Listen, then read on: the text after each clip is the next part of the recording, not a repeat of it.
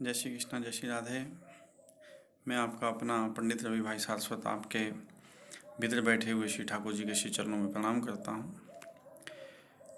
आज एक कलयुग की कहानी को लेकर के मैं आपके सन्मुख हुआ, क्योंकि आज मेरे साथ में जो बूढ़े रह रहे हैं 3-4 साल से, उनके बच्चों ने घर से निकाल दिया। तो मुझे एक बात याद आ गई। भगवान श्री कृष्ण से एक बार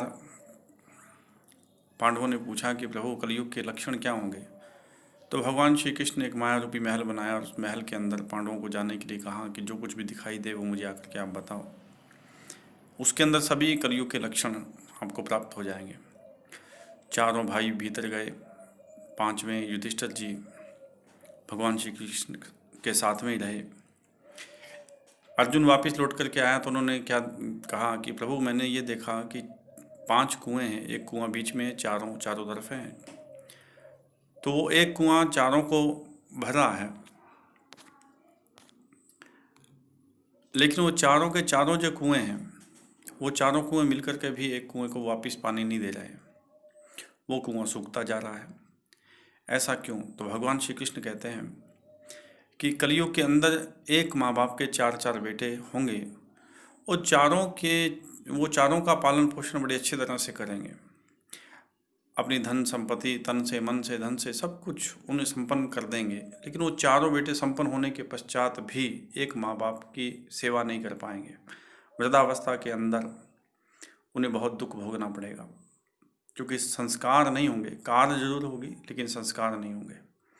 भीमसेन ने आकर के कहा कि प्रभु मैंने देखा कि एक खेत है, उस खेत के अंदर 2 तरह की फसल है, मक्की की और बाजरी की। लेकिन बाजरी के ऊपर तो मक्की के सिट्टे आ रहे हैं, मक्की के ऊपर बाजरी के सिट्टे आ रहे हैं। ऐसा क्यों? तो भगवान श्री कृष्ण कहते हैं कि ये उल्टी फसल ऐसी है, कलयुग में ऐसा ही होगा कि ब्राह्मण की बेटी जो है वो शूद्र के यहाँ, और शूद्र की जो बेटी है वो ब्राह्मण के यहाँ ब्याही जाएगी, और वर्ण शंकर की औलादें होंगी।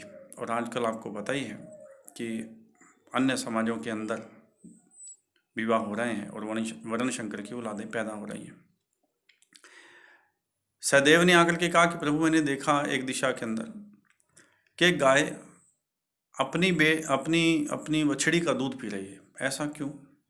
बछड़ी तो गाय का दूध पिए समझ में आती है, लेकिन गाय बछड़ी का दूध पिए ये समझ में नहीं आ रही। तब भगवान श्री कृष्ण कहते हैं कि जब 4 बेटे माँ बाप को अपने निकाल देंगे तो वो माँ बाप अपनी बेटी के यहाँ जा कर के रहेंगे। बेटी उनका लालन पालन पोषण करेगी, उनकी सेवा करेगी। ये लक्षण ये बताता है। और सहदेव जैसे आए तो सहदेव ने देखा, कहा कि मैंने अद्भुत एक दृश्य देखा प्रभु। एक हथौड़ा एक सोने के सिक्कों को चोट पहुंचाया जा रहा है और सोने का सिक्का हंसता जा रहा है। वो हंस रहा है। भगवान श्री कृष्ण कहते हैं कि कलयुग में ऐसा ही धर्म होगा। पाप कर्म में लिप्त लोग धर्म को नीचे गिराने की बहुत कोशिश करेंगे, लेकिन धर्म कभी नीचे नहीं गिरेगा, क्योंकि सोने को कितना भी आप पीट दो, कूट दो, सोने की कीमत कभी कम नहीं होती है। आज भी यही हो रहा है मित्रों। आप सभी को ये बात मैं इसलिए कह रहा हूँ कि मेरे साथ में एक बूढ़े रहते हैं, बुजुर्ग हैं, 4-5 साल से रह रहे हैं। वो कभी 2-4 महीने अपनी बेटी के पास में जाकर के रहते हैं, कभी मेरे पास में रहते हैं, कभी कहीं। मैं उनका नाम नहीं लेना चाहूँगा, लेकिन उनकी दशा भी ऐसी ही है। वो दर दर भटक रहे हैं।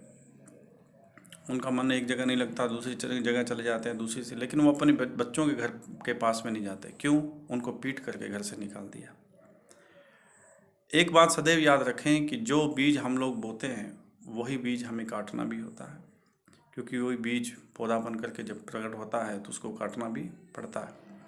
टिट फॉर टैट, जैसे को तैसा। हम जैसा करेंगे उसी प्रकार का फल हमें भी भोगना पड़ेगा। आज उनकी हालत ये है तो कल को बच्चे हमारे भी बड़े होंगे। हमें ये विचार करना चाहिए। तो जैसा हमने व्यवहार अपने माँ बाप के साथ में किया, उसी प्रकार का व्यवहार वो भी करेंगे, क्योंकि सिखाने वाले तो हम ही हैं।